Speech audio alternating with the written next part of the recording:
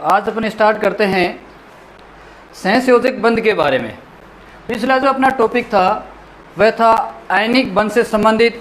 आयनिक बंध किस प्रकार से बनता है, उसकी क्या विशेषताएं होती हैं, उन सब के बारे में अपने चर्चा की थी। और आज जो पढ़ेंगे वो है वैलेंस बॉन्ड के बारे में। सहसंयोजक बंध कि सहसंयोजक बंध क्या होता है और किस प्रकार से बनता है। तो आपने देखा है कि कोई भी आपका मॉलिक्यूल है या कोई जैसे आयन है, इनके बीच बंध जो बना, जैसे H2 में H और H दोनों के बीच बंध बना है, तो इसमें इलेक्ट्रॉन की क्या हुई है, समान भागीदारी हुई है, समान साझेदारी हुई है। और इस साझेदारी के परिणाम स्वरूप इसमें क्या बना है, बंध का निर्माण हुआ है। तो ये जो सहसंयोजक बंध बना, इलेक्ट्रॉन की किस प्रकार से इसमें साझेदारी होती है, इन सब बिंदुओं पर यहाँ चर्चा करेंगे। तो सबसे पहले तो इसकी आप परिभाषा नोट कर लेना कि दो तत्वों या आयनों के बीच इलेक्ट्रॉन की समान साझेदारी से जो बंध बनता है वह बंध आपका कौन सा कहलाता है, सहसंयोजक बंध कहलाता है। जैसे Cl2 बना तो उसमें एक Cl और दूसरा Cl दोनों के बीच बंध बना। अब बंध बनने के लिए इसमें आपको मैंने बताया था कि प्रत्येक जो एटम है उस एटम की लुईस डॉट संरचना है वो आपको ध्यान में रखनी है कि लुईस डॉट संरचना किस प्रकार से बनती है। और उसी लुईस डॉट संरचना में जो इलेक्ट्रॉन के अयुग्मित होंगे, अयुग्मित जो इलेक्ट्रॉन होंगे वो इलेक्ट्रॉन बंध निर्माण में यहाँ पर भाग लेंगे। तो दोनों में आप देख रहे हो कि हाइड्रोजन के पास जो हाइड्रोजन है एक अयुग्मित इलेक्ट्रॉन है, इस H के पास भी एक अयुग्मित इलेक्ट्रॉन है। बंध बनेगा तो दोनों इलेक्ट्रॉन एक दूसरे के नज़दीक आएंगे और क्या करेंगे, दोनों के बीच एक अट्रैक्शन फोर्स को क्रिएट कर लेंगे। और उस अट्रैक्शन फोर्स के द्वारा दोनों जो एटम्स हैं वो परस्पर एक दूसरे के साथ जुड़े हुए रहते हैं। ठीक उसी प्रकार इसमें होगा। क्लोरीन में आपने देखा कि Cl की जो लुईस डॉट संरचना बताई थी वो क्या थी कि इसके आउटर सेल में कितने इलेक्ट्रॉन होंगे, 7 इलेक्ट्रॉन होंगे। तो उन 7 इलेक्ट्रॉनों में से ये एक जो इलेक्ट्रॉन है वो बंध निर्माण में भाग लेगा। इसी प्रकार से दूसरा जो Cl है उस Cl का ये जो इलेक्ट्रॉन है वो बंध निर्माण में भाग लेगा। दोनों के बीच क्या बन जाएगा, इस प्रकार से एक अट्रैक्शन फोर्स कार्य करेगा। तो इलेक्ट्रॉन की क्या कह रहा हूं मैं, इलेक्ट्रॉन की सहभागीदारी से, सहभागीदारी का मतलब जितने भी आप यहाँ एटम लोगे तो दोनों जो एटम है वो समान रूप से इलेक्ट्रॉन की साझेदारी करेंगे और साझेदारी करके बंध का निर्माण करते हैं। और वो बंध कौन सा कहलाता है, सहसंयोजक बंध कहलाता है। चलिए, अब हमने ये तो कह दिया कि इलेक्ट्रॉन की समान साझेदारी होती है, लेकिन ये समान साझेदारी करेंगे क्यों, प्रश्न ये बनता है कि इलेक्ट्रॉन की समान साझेदारी क्यों करेंगे। तो इसके लिए आपको बताया था अष्टक रूल, अष्टक नियम। इस नियम के आधार पर या इस नियम को पूर्ण करने के लिए आपके यहाँ पर जो एटम्स हैं वो इलेक्ट्रॉन की साझेदारी करेंगे। यानी आपका जो पहला जो हाइड्रोजन है उस हाइड्रोजन को छोड़ करके बाकी जितने भी आपके एटम हैं उनकी विशेषता ये होगी कि उसके भाइतम कोश में, भाइतम कोश या इसका आउटर सेल है उसमें अधिकतम कितने इलेक्ट्रॉन रहे, 8 इलेक्ट्रॉन रहें। कितने इलेक्ट्रॉन रहें, 8 इलेक्ट्रॉन रहें। या यूं कहें कि वो जो कक्षक है भाई, ये सेल है, वह अर्धपूरित रहे। अर्धपूरित रहेगा, पूर्ण पूरित रहेगा या उसमें 8 इलेक्ट्रॉन रहेंगे तो उसका स्थायित्व सबसे अधिक होगा। तो अपने स्थायित्व को प्राप्त करने के लिए यहाँ पर जो एटम्स हैं वो परस्पर इलेक्ट्रॉन की साझेदारी करेंगे, और साझेदारी करने से क्या बनेगा, सहसंयोजक बंध बनेगा। ठीक है, इसके अलावा सहसंयोजक जो बंध है वो आपका जो बनेगा वो अधातु और अधातु के बीच बनेगा।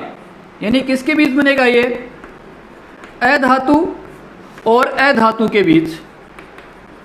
अपने आयनिक बंध के बारे में क्या कहा था, आयनिक बंध। तो आयनिक बंध में क्या होगा कि एक तो उसमें क्या है, धातु था और दूसरा था अधातु। ठीक है, लेकिन यहां पर जो सहसंयोजक बंध बनेगा उस सहसंयोजक बंध में दोनों ही किस प्रकार के होंगे, आपके अधातु होंगे, यानी इलेक्ट्रॉन ऋणी होंगे। किस प्रकार के होंगे, इलेक्ट्रॉन ऋणी होंगे। और इलेक्ट्रॉन ऋणी के बीच इलेक्ट्रॉन की साझेदारी से जो बंध बनता है वह आपका कौन सा है, सहसंयोजक बंध। आप किसी भी रूप से इसकी परिभाषा को याद रख सकते हैं। अब देखिए यहां पर मैंने कहा कि इलेक्ट्रॉन ऋणी, तो जैसे आपका HCl है, ठीक है, तो HCl के बीच बंध कौन सा बन रहा है इसके बारे में थोड़ी चर्चा कर लेते हैं। हाइड्रोजन,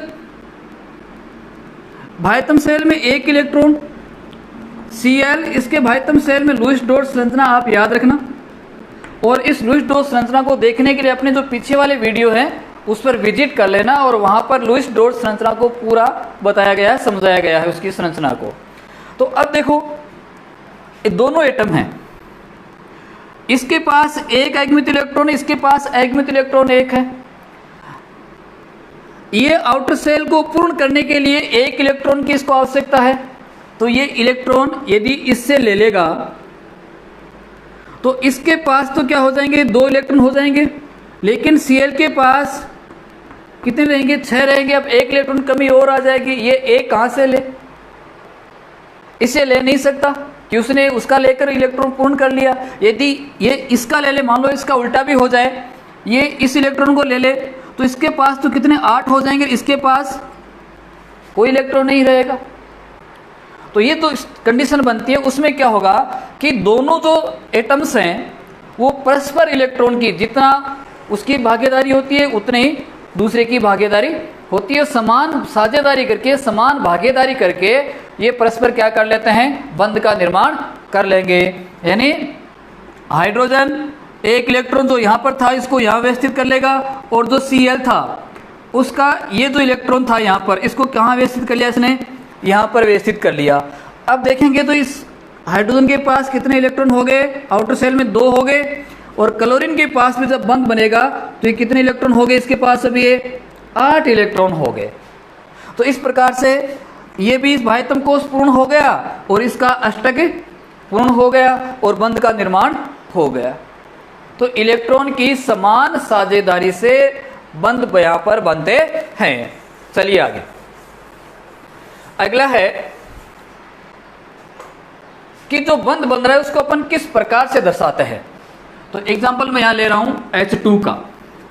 तो H2 को कैसे लिखें, तो इसको लिखने के लिए क्या करना, आपको H2 है तो 2 परमाणु हैं, H का और दूसरा H का।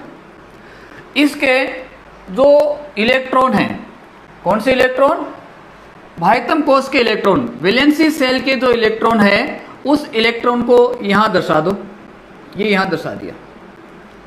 अब दोनों के बीच बंध का निर्माण होगा। तो बंध निर्माण करने के लिए क्या करते हैं कि ये जो इलेक्ट्रॉन एक दूसरे के संपर्क में आएंगे, दोनों जुड़ेंगे। तो जुड़ने से ये जो हाइड्रोजन अपना इलेक्ट्रॉन कहाँ देगा, यहाँ दे देता है, और ये वाला जो हाइड्रोजन है वो भी इलेक्ट्रॉन को यहाँ दे देगा। यानी दोनों के मध्य में जो इलेक्ट्रॉन है वो इसके आ जाएंगे। ऐसा होने पर अब ये जो इलेक्ट्रॉन बना इसका, इस पर ये समान रूप से अपना क्या कर लेते हैं, भागीदारी कर लेते हैं। और दोनों के बीच जो बंध बना उसको अपन कैसे दर्शा सकते हैं, इस प्रकार से दर्शा सकते हैं, या यानी यहाँ इलेक्ट्रॉन, ये आपके हैं इलेक्ट्रॉन जुड़ गए दोनों के, या इस प्रकार से दर्शा दो, ऐसे दर्शा दो, या ऐसे दर्शा दो, या फिर इसको क्या करें, कि एक सिंगल लाइन, यहाँ पर मैंने क्या लगाया, इलेक्ट्रॉन दर्शाए हैं। यदि आपके पास टाइम नहीं है, जल्दी करते हो कि हाँ इसको मिटा दें, तो इलेक्ट्रॉन सीधी लाइन से भी दर्शा सकते हो, या इसको क्या कैसे दर्शा दें, ये इलेक्ट्रॉन इसका था, ये इलेक्ट्रॉन इस हाइड्रोजन का, तो इस प्रकार से भी इसको दर्शाया जा सकता है। किसी भी रूप में इनको दर्शा सकते हैं। तो ये है इलेक्ट्रॉन को दर्शाने का क्रम कि किस प्रकार से इनको दर्शाया जाए। चलिए अगला और कोई उदाहरण ले लो, Cl2 का है कि Cl2 को किस प्रकार से दर्शाएं। तो Cl2 को दर्शाने के लिए वही संरचना आपको याद रखनी कि Cl है, तो Cl के आउटर सेल में कितने इलेक्ट्रॉन, ये 7 इलेक्ट्रॉन। दूसरा Cl, इसके भी आउटर सेल में 7 इलेक्ट्रॉन। अब कैसे दर्शाएं इनको, दर्शाने के लिए क्या करेंगे, इलेक्ट्रॉन की ये भागीदारी करेंगे। जो इलेक्ट्रॉन अयुग्मित हैं, यानी इसमें जो अयुग्मित इलेक्ट्रॉन होगा वो बंध निर्माण में भाग लेगा, संयोजक बंध में।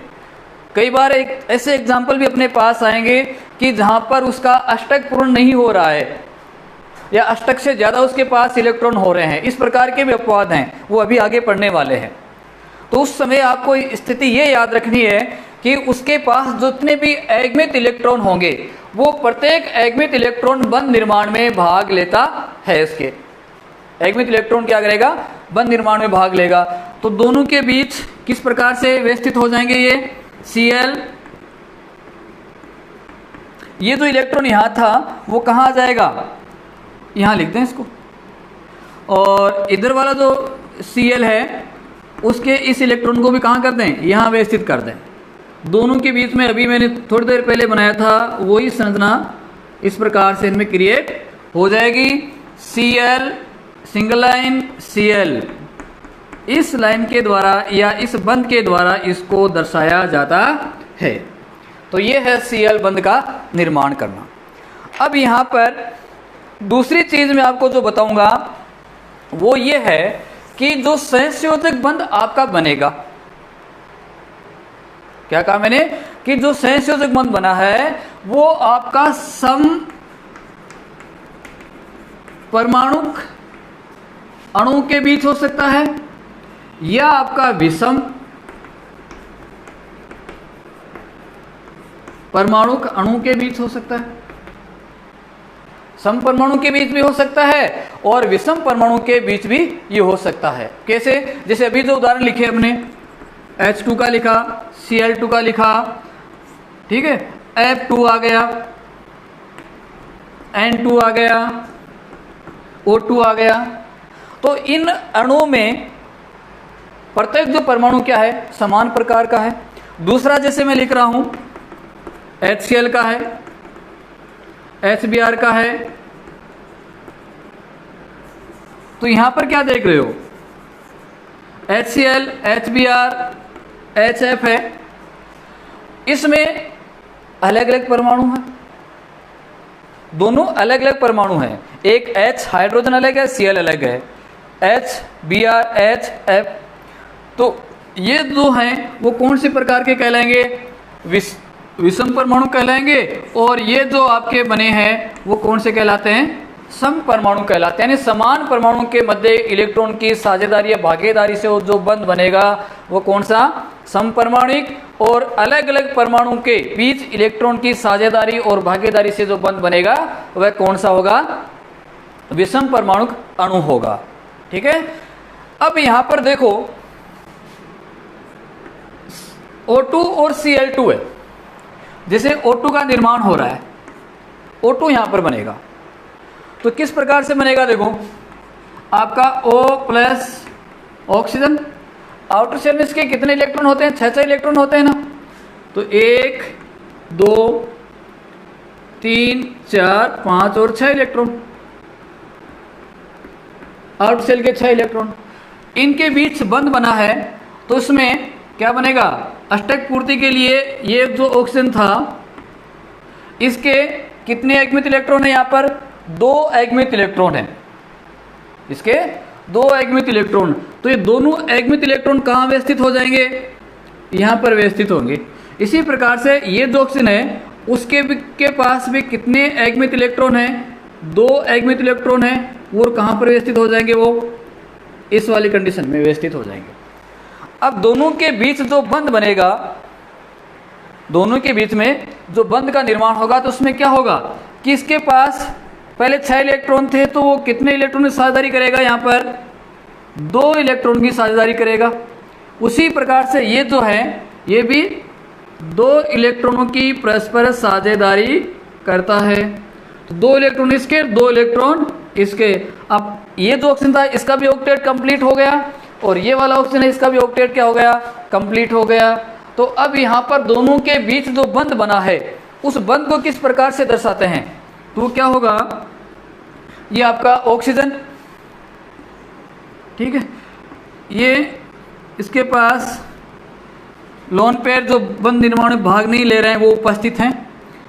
अब यहाँ पर देखो 2-2 इलेक्ट्रॉन की साझेदारी हुई है ना, तो याद रखना कि जब एक इलेक्ट्रॉन की साझेदारी होती है तो उसको दर्शाते हैं सिंगल लाइन के द्वारा या सिंगल बंध के द्वारा, और जब 2 इलेक्ट्रॉन की साझेदारी होती है तो उसको दर्शाया जाएगा डबल बंध के द्वारा। दूसरा ऑक्सीजन, ये उसके पास ये इलेक्ट्रॉन और ये इलेक्ट्रॉन जो बंध निर्माण में भाग ले रहे हैं, तो इनको क्या करेंगे? यहाँ पर इस प्रकार से इन डबल लाइन के द्वारा दर्शाया जाएगा। डबल लाइन से क्यों दर्शाते हैं? क्योंकि यहाँ पर 2-2 इलेक्ट्रॉनों की साझेदारी होती है। तो 2 इलेक्ट्रॉन की साझेदारी होगी तो उसको क्या दर्शाते हैं? डबल बंध या द्वि बंध के द्वारा दर्शाते हैं। तो ये संरचना किसकी हो गई? O2 की हो गई। तो दोनों के बीच बंध बना है, O2 बंध बना। इसी प्रकार से जो नाइट्रोजन का बनेगा, तो नाइट्रोजन के आउटर शेल में कितने इलेक्ट्रॉन होंगे? 5 इलेक्ट्रॉन होंगे। इसके पास 3 अगमित इलेक्ट्रॉन हैं। और मैंने एक चीज़ क्या बताई कि जो अगमित इलेक्ट्रॉन होते हैं, वो अगमित इलेक्ट्रॉन बंध निर्माण में भाग लेते हैं, काम में आते हैं।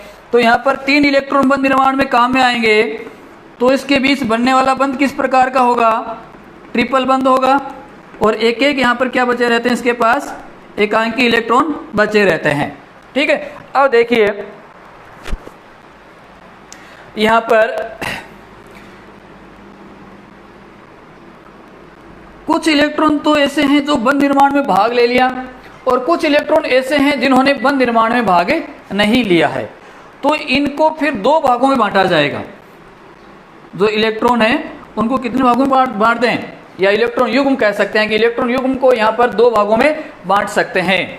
कौन कौन से 2 भाग हो जाएंगे वो देखो, कि एक तो हो जाएगा बॉन्ड पेयर इलेक्ट्रॉन, और दूसरा